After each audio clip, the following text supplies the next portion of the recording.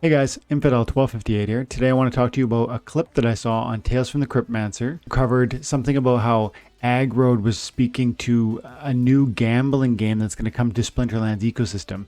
And I've got Tales video pulled up here. I'm not going to play it, but this is it. It's Splinterlands Casino. The SPS Cavalry is coming. And AgRoad in the clip talks about how there'll be gambling mechanics brought to our economy, but there will be no risk of loss. And that's pretty intriguing, of course, for a lot of reasons. And in this video, for the remainder of this video, I want to explain to you why I think this is interesting. And this is actually going to be an excerpt from a recent Splinterlands TV live event. If you want to be present during these conversations, come hang out 9 to 11 Pacific Standard Time, Friday evenings on Twitch. Okay, guys, thanks for your time and attention. Have an amazing day. God bless. Rev says, interesting how Aggie and Matt going to introduce people to Splinterlands through casino, poker, sports, and betting. Saw Tails' video. Yeah, I saw Tails' video too, Rev. Tails is one of my favorites, by the way, guys. Sometimes he hangs out in the chat. Tails, you out there today? You guys gotta follow Tales from the Cryptmancer on YouTube also. And who else? I'll do some shout outs. I really love Tales. I watch everything Tales puts out there. I watch Hawks 21. The other day I was disrespecting Hawks. If you hear this, bro, I'm sorry. I couldn't remember the exact number. I think I did say Hawks 21, but then I expressed uncertainty about it. It is Hawks 21, and he's another YouTuber, about 1,000 subs, and great quality content. Not necessarily every day. Same with Tales. These guys aren't necessarily every day. If you need that daily fix, you got to go over to Dwayne Cunningham on YouTube, because I could do 2 videos, one in the morning, one in the evening. Let's see. But yeah, let's talk a little bit about that there, Rev. So I read the comments on Tails' video, and I think that's an interesting little marker for what's going on. What do I mean? So, okay, so it is a good thing that there is new kind of development and new technology and new gaming opportunities and new points of attraction that are coming to this ecosystem. That's a great thing, right?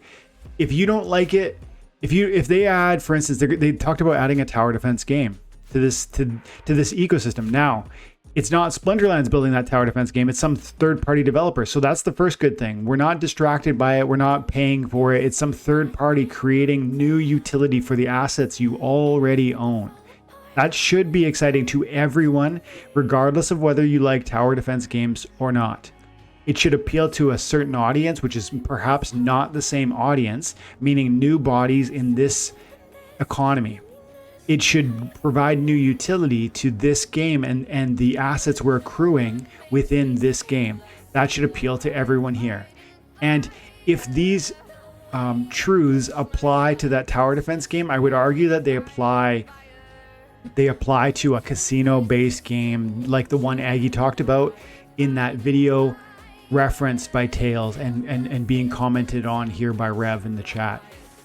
You guys and I might not be gamblers. I actually don't gamble. Now, I'm not opposed to it. I might play a little poker when I go down to Vegas for the Splinterfest, and you guys should be there. It's October, I think 8, 9, 10, if I remember correctly, or 8 and 9. If you're here in the chat, maybe drop it so the guys know, get a little bit more pumped about Splinterfest coming up this fall.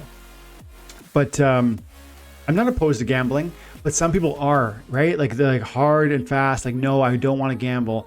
And so that might be in some sense like a black eye that Splinterlands or Aggie or Matt would be kind of pushing that direction to grab some new attention, some new participation.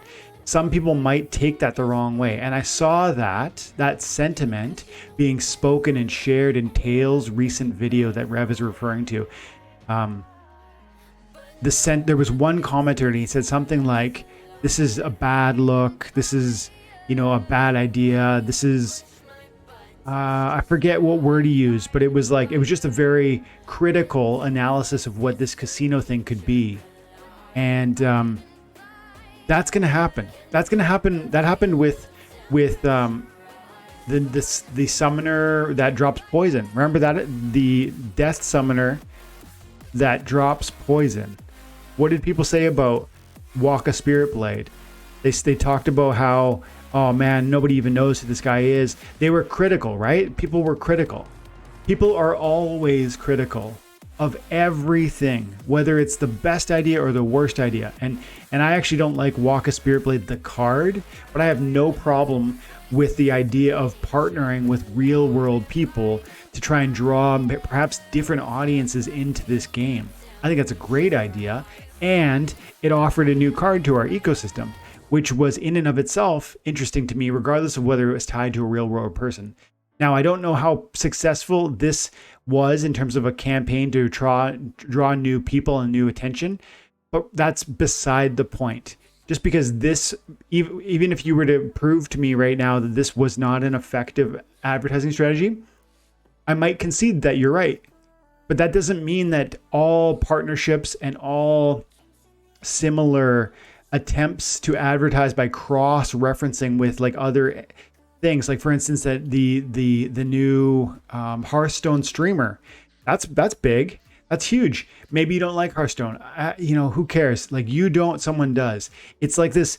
We want more and more of this. So if they're going to create a casino game, if they're going to create a tower defense game, if they're going to do cross promotional advertising through big streamers or billboards across Southeast Asia. Awesome. These are just, for me, as far as I'm concerned, these are points. These are like flares going off in the night, and there's some eyes that might see it, and so there's some potential that might draw some sort of new excitement to the space, and I find that to be a positive thing. So long as we don't have to sell we don't have to sell, what's that expression? So long as we don't have to give away the house to try and pay for it. Do you know what I mean? Like, I don't want to see significant amounts of money chasing after these things, but I suspect these partnerships pay for themselves in a sense. Like that Waka one, I think the person received, X amount of profit from the sale of the card. That's no skin off of our back. And when the third party develops a game, that's no skin off of our back. That third party is paying the bill. And so these partnerships to me seem brilliant. And if there's a new casino game that brings some sort of new attention, so be it. Now, does that mean I'm going to play it? No, I don't know if I'm going to play it, but I don't mind it. Great question, Rev. Thanks, man. And yeah, shout out to Tails.